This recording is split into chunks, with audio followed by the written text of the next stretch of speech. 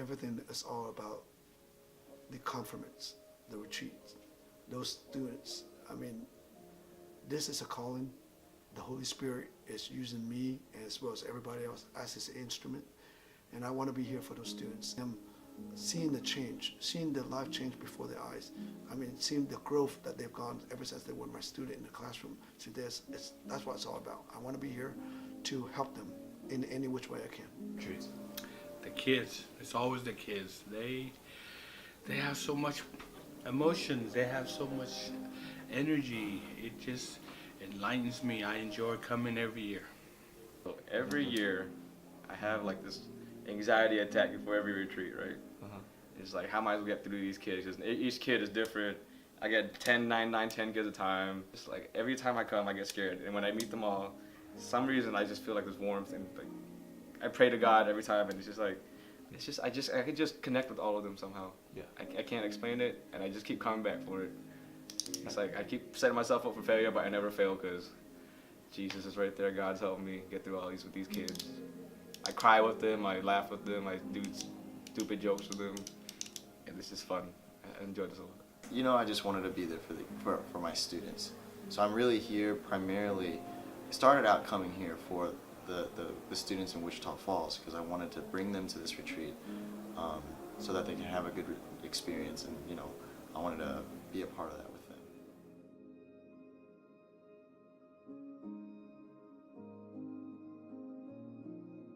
It's basically bits and pieces of the whole retreat, that different generations that I influence, maybe not in a big way, but in a small way, and they come back and they say, you know, I'm so proud of you. I think you're like the best Winjum ever. I think you're the best leader.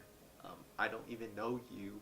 I don't even know you that well, but I would like to get to know you. And all those memories and flashbacks of back then till now all came back to me. And it's just so great. God is wonderful. Going to foot washing, I see miracle in action.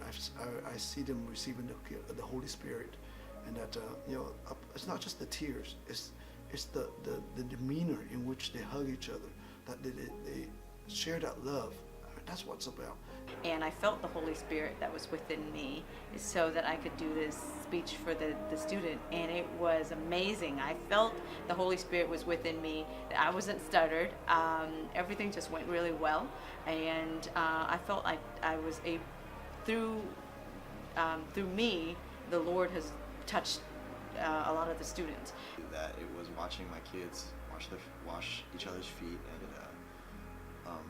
mainly because I knew that at the beginning they were nervous about it and they didn't seem to be very into the idea, but it was very cool to, I guess, witness them appreciate it and want to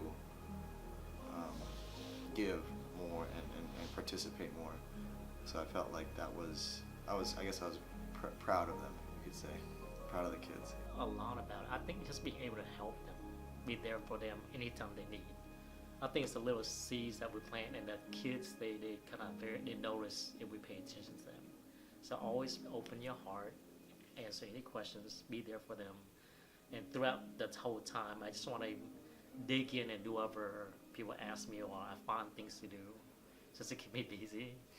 And that's what I enjoy doing, just service and, you know, doing the best I can to be a servant of God. The silent stuff, dude. Like I don't know what happened this year, but this is the best silent year I've ever had. The kids haven't talked yet. Outside of right now, they haven't talked at all. Other than them crying over the letters or something, they haven't talked at all, and it's really cool. We just laugh at each other, look at each other and laugh. They look at my forehead and they laugh. Oh my God. I'll cut this part out.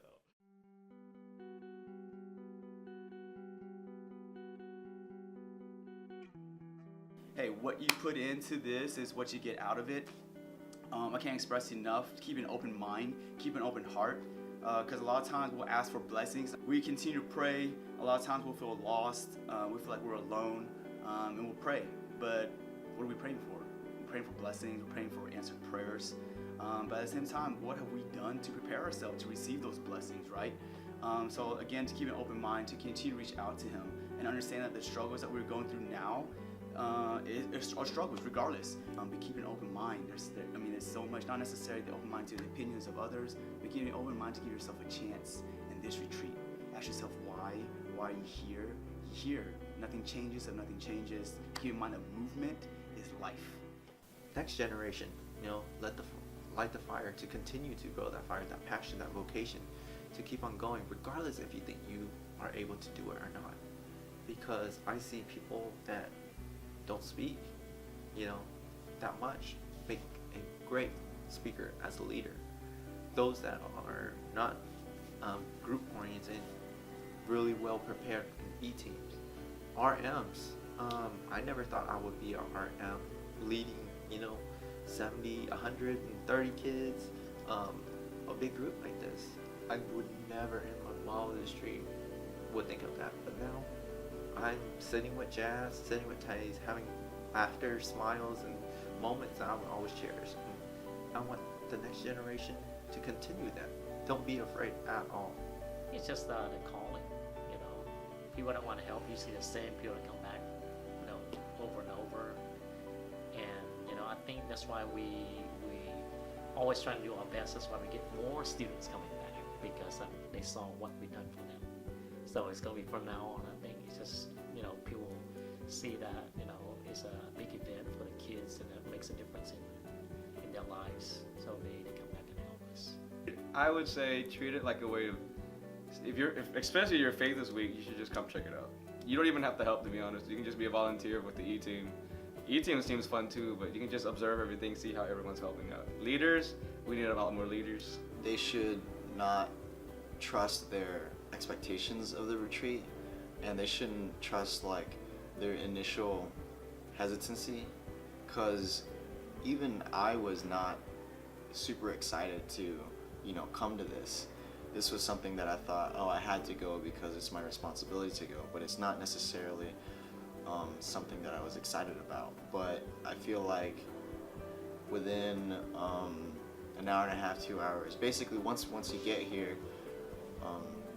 I think they're gonna have a lot of fun. I think that a lot of things are gonna surprise them.